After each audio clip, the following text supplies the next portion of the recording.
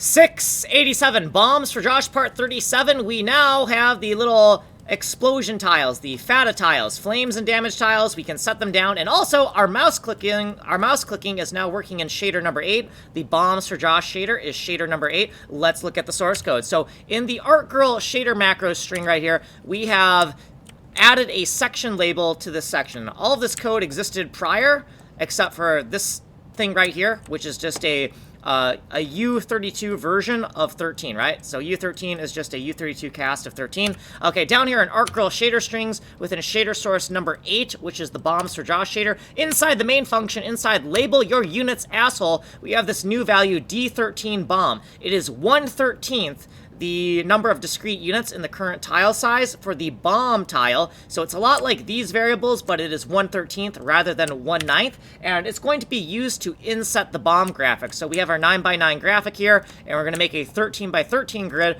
rather than a 9x9 grid so we can inset stuff. Okay, so let's go back down here. Let's go to the next section. So inside of our bomb loop, we're rendering the smaller bombs in front of the bigger bombs.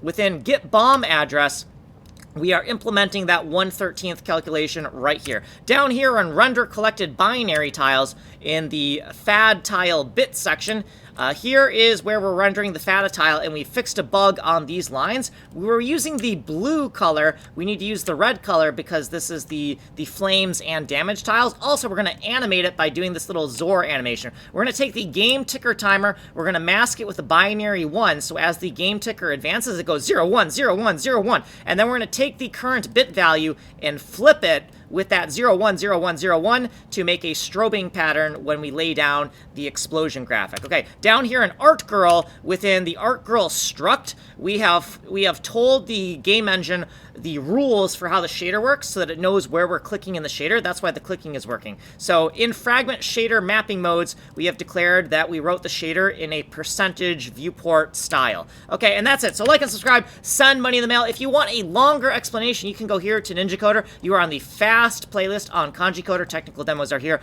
Source code is here. Ways to get a hold of me are here. So like and subscribe, send money in the mail. My name is Kanji Coder. I'm making a game engine and a server all from scratch in JavaScript with a C99 style.